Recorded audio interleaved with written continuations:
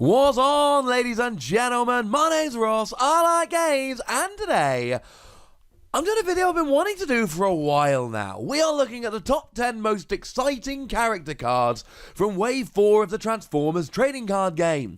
Comes out on Friday, so this seems like a sensible time to do so. I am not necessarily predicting what's going to be the best. I'm talking about, as far as I am concerned, the most exciting character cards in the set. And it is somewhat of a personal list, however, maybe you put your own list in the comment section. Maybe you tell me what you think. Maybe you go nuts and be nice. Just putting that out there. So a couple of honourable mentions, because honestly, there's a lot of cards I'm really excited about in this set. First of all, Specialist Sandstorm. I've gone and put a bunch of triple changes on the list. I like Specialist Sandstorm. I love that when attacking a melee character, you get +2 attack. I love that when you're defending against a ranged character, you get +2 defense. And I love that when you flip into bot mode, you do 1 damage to an enemy specialist. And you're a melee character and a ranged character and a specialist, so you open up a whole bunch of battle card options. It seems kind of awkward to play. It's quite expensive. It's fine. It's exciting. I love it. But I couldn't make space for it on the list. Similarly, Raider Brunt I like very much indeed. It's one of these new style of weaponizers, whereby it starts as a giant character and when it gets KO'd, it turns into 2 different upgrades. Now, the other one of these, you know who I'm talking about, is quite high up on the list. And I do like Brunt a lot. I like that Bold and Tough are limited to 1 for your opponent. That is both of them, while you've still got Raider Brunt out. And I like that TTC HP Oblivio Launcher is a really good weapon. And I like how TTC HD Turret Armor is a really good armor. The problem is, I don't know exactly what I want to do with Brunt. It seems like it'd be very good in a mixed deck, and it's good against Tough and against Bold. I think this is going to prove to be a very, very good character. But for me, I'm not feeling the excitement because I don't know what I want to do with it. Kind of forces you into a mixed deck. So coming in at number 10, we've got Sergeant Springer.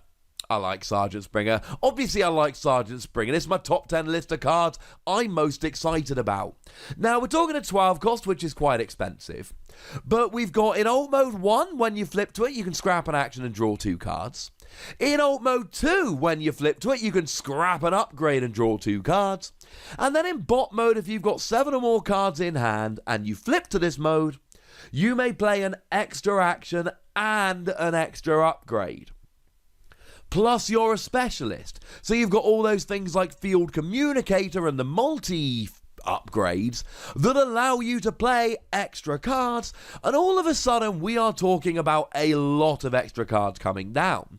Even if you're not playing extra cards, you're pretty much drawing 2 extra cards a turn, which gives you almost unparalleled draw power. And when you're combining ridiculous draw power with playing a whole bunch of extra cards, you're landing at a character that I just want to go and start making decks with.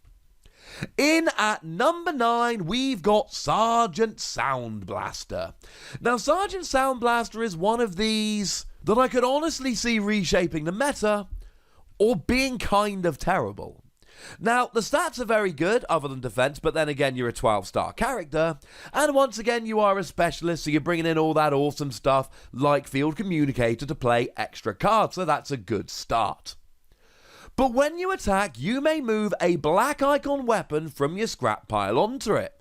And basically here, I'm just thinking, great, we found our character that's going to abuse RR Disruptor Blade. Because RR Disruptor Blade comes in, and it gives you +3 attack. But when the upgraded character attacks and you don't flip a black icon card, you've got to scrap it. Well, now you don't have to scrap it. Well, no, that's not strictly true, right? You still are scrapping it, but then when you attack, you grab it straight back, so it really doesn't matter. The only way you get into trouble is if you run out of cards in your deck, and you shuffle your discard pile to turn into your deck, your scrap pile, while all of your RR Disruptor Blade are in it. That could be an issue. Otherwise, no, I kind of love this. And then when you flip into alt mode, you may move a weapon from this to one of your other characters, and then they get +1 attack. So something like Grenade Launcher here, you move it over, and instead of giving +4 attack, it gives +5 attack, which is nuts good. And of course, it doesn't matter if when playing it you discard your RR Disruptor Blade, because you can just get it back when you attack. I think there are some really good attacking decks to be made with Sergeant Soundblaster, and I, for one, am a little bit excited. Coming in at number 8, we've got Octone, unfortunately, the only mercenary I've got on this list. Now we have another triple changer, and look, triple changes are inherently a little bit more exciting because you've got 3 modes rather than 2. Although as much as I love me some Ape Face, I couldn't get Ape Face on the list. I'm sorry, I could happily have done a top 20, and maybe I should have done. But in alt mode 1, when you flip to this mode, your opponent chooses an Autobot and does a damage to it, and you get +3 attack while attacking an Autobot. When you flip to alt mode 2, you do 1 damage to a Decepticon of your opponent's choosing, and you get +3 attack while attacking a Decepticon. And then in bot mode, when you do enough damage to KO an enemy, you have a bounty skill. That's kind of the mercenaries thing, they get bounty skills, whereby you do 2 damage to an enemy. So when you knock out one, you actually do 2 damage to another at the same time. Okay, you're not doing much against mercenaries, but you're getting cheeky damage and an attack of 8 against Autobots or Decepticons, while having a health of 17, a defense of 2, and if you take a KO, you do 2 extra damage somewhere else. And okay, you're talking a 13 cost, you're talking a very expensive character, but frankly, it looks like it just might be worth the investment after all. In at number 7, we've got Lord Megatron.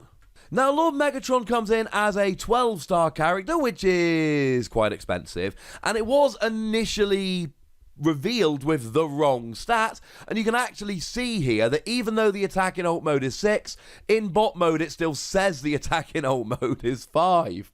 Whoopsie doodle. I am very interested to see if that's what's going to be printed on the actual cards when they're released. So what do we have here? Another very expensive character with pretty good stats. And in alt mode, when you flip to this mode, your opponent scraps a number of cards on the top of their deck equal to this character's defense total, which is alright. I mean, we don't have milling decks per se in the Transformers trading card game. I mean, when you run out of cards in your deck, you just shuffle your scrap pile, and the scrap pile, or what it was, becomes your deck. But this can still be good for taking away options from your opponent and making it tougher to draw into what they want to, because now they've got to wait for their deck to go around again. But for me, the real attraction for Lord Megatron is when your opponent reshuffles their deck and you're in bot mode, they choose one of their characters and do damage to it equal to this character's attack total. And what you could do, if you're feeling especially cheeky, is put something like a grenade launcher on. Okay, it falls off when you attack, so leave Lord Megatron in bot mode, don't attack, when your opponent you think is going to be reshuffling their deck, and then they're taking 8 damage on one of their characters. And alright, it's their choice, they have to choose which one takes the damage, but it's 8 damage! Even if you're not going quite that far, there is still a lot of fun to be had with Lord Megatron. In at number 6, a pair of characters, Raider Chop Shop and Raider Kickback. And the reason is I'm excited for these because I kind of want to make a blue and green Insecticon deck. So if we start off with Raider Chop Shop, in bot mode, when you attack and you flip at least 1 green icon, you repair 1 damage from it. In alt mode, when you flip to this mode, you may scrap a green icon card from your hand and repair 1 damage from each of your characters. But if the scrapped card has no other battle icons, you repair 1 more damage from each of your characters. And at this stage, I should probably remind you that Toolbox is coming in Wave 4. It's an upgrade utility with just a green icon, and if damage would be repaired from the upgraded character, you repair that much +1, so it basically just fits every part of the card. If we have a look at Kickback, we've got in bot mode when any of your Insecticons attacks and you flip at least one blue icon, you do 1 damage to the defender. And in alt mode when you defend, you flip one more battle card for each Insecticon that was on your starting team.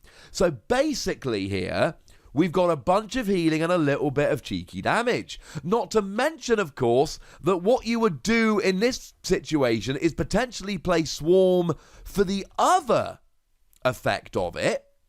Now, I know Swarm's got a orange icon, but Swarm, you flip a battle card for each Insecticon with which you started the game, and for each blue you flip, you repair 1 damage from one of your characters. Then, of course, you would be bringing in Scrapnel from Wave 3, whereby when an upgrade is scrapped from one of your characters, you repair 1 damage from Scrapnel. And it's naturally got Brave, and with 11 health, 2 defense, not terrible stats. And you've got the makings of a new type of Insecticon deck, which makes me rather happy indeed. In at number 5, we've got Raider Turbo Board, the only Battle Master that I've gone and popped on this list. And for me, it's all about the bot, not the upgrade. Your opponent cannot play more than 2 cards during their turn. This is wonderful. Now, you'll notice from this list that I have a tendency to lean towards characters that let you play extra cards. I like being able to play extra cards. But Private Turbo Board just stops all of this. Extra actions? Nope. Extra upgrades? Nope. They're all gone, ladies and gentlemen. Now, when it turns into an upgrade, you boost both your attack and your defense, which is quite rare and quite cool. And when the upgraded character attacks and you flip at least 1 orange and 1 blue, you may play one of the orange or blue cards that you flipped. So, although I love it mostly for the bot mode, I popped it so high on this list because, well, you get to play an extra action when you attack, except it's not just an action, it could also be an upgrade, and you boost your attack and you boost your defense.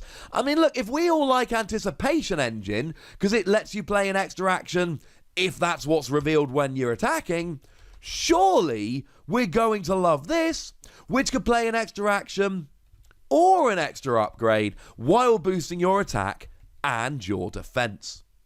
In at number 4, choo-choo, it's Captain Astrotrain. The first, and as it stands at the moment, only train that we've seen from the Transformers trading card game. Now, maybe I've artificially boosted it because I love that we're getting a train, but there's a lot to like about Astrotrain. Once again, we've got a triple changer. And in alt mode 1, if you've got at least 1 upgrade and defend, you get +1 defense, so 3 in total, which is high. In alt mode 2, when you've got at least 2 upgrades and you attack, you get +2 attack, which is 8 attack, which is high. And in bot mode, when you've got at least 3 upgrades and you battle, you get +3 attack and +3 defense, which gives you 9 attack, 14 health, and 4 defense, not counting any boosts you might get from any of the upgrades attached to him. And that explains why I'm so gosh darned excited about it. And we don't even have any train benefits at the moment. There's no train cards. There's no advantage to playing a train. But there will be one day.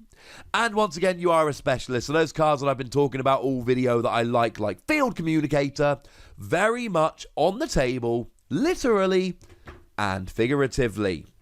In at number 3, they cannot make a bad card apparently, General Optimus Prime.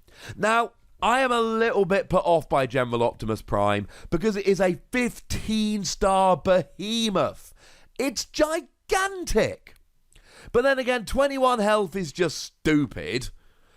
7 or 8 attack is just stupid. And okay, fine, 2 defense is kind of average. But still, redonkulous health, redonkulous attack. And you've got 3 utility slots. 3! Now, look, it's one of the cards that I was lucky enough to reveal, and I'm always a bit more biased towards them. But show me Energy Pack. Energy Pack is a utility, and it gives you +4 health. So if you get free energy pack on here, because you've got free utility slots, that gives you 30 free health.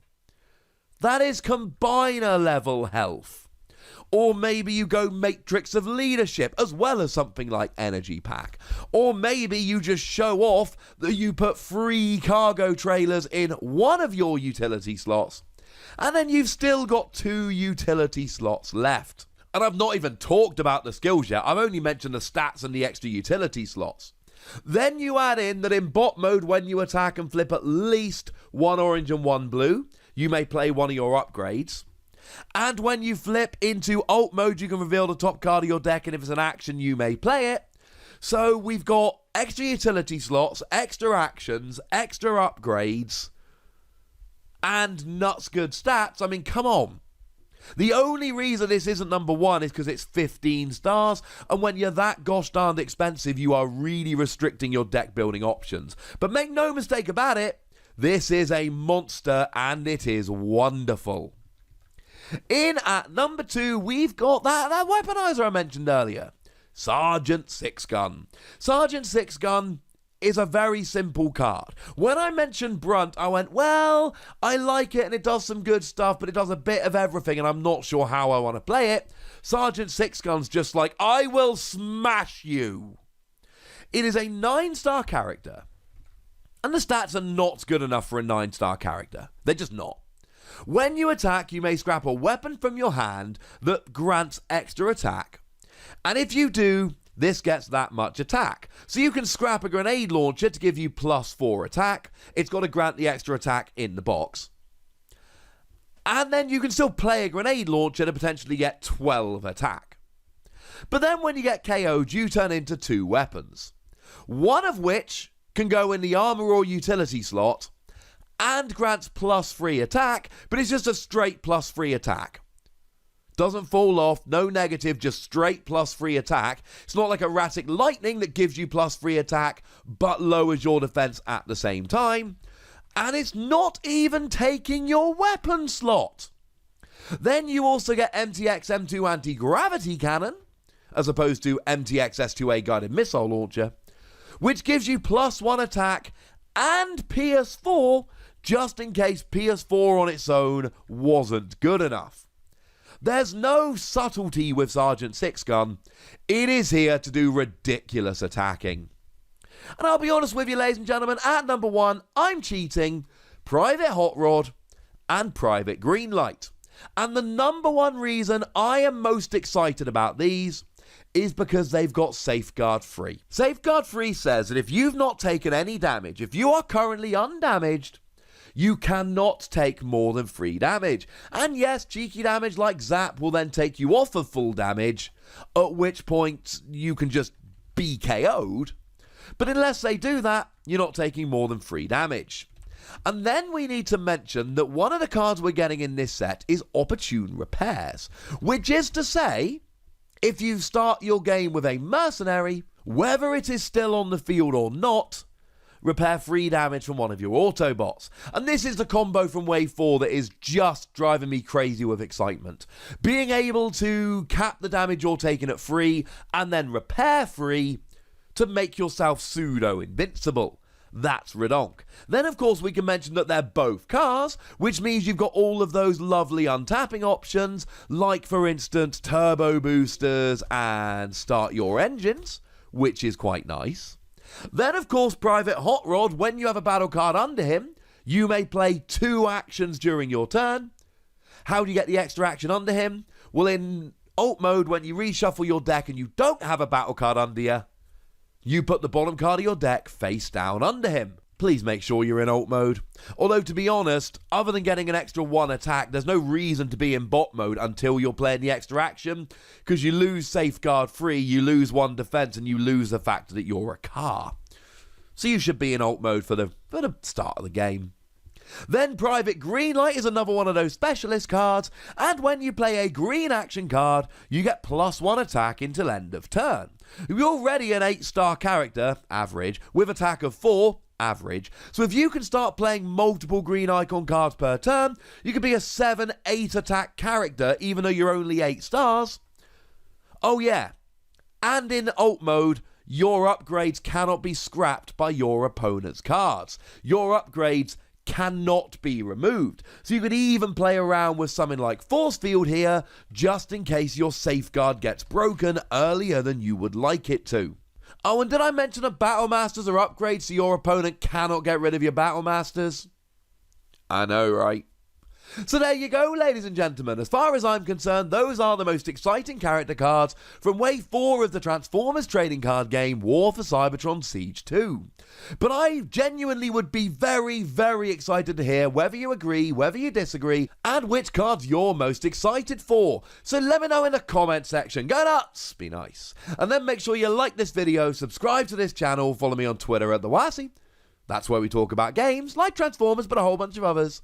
And do please consider checking out patreon.com/PTCG Radio, where you can support the channel, get weekly bonus podcasts, and so on. But by far the most important thing, as always, look after yourselves till next time, would ya? Thank you very much for watching. My name's Ross, and you've been watching Wossy Plays.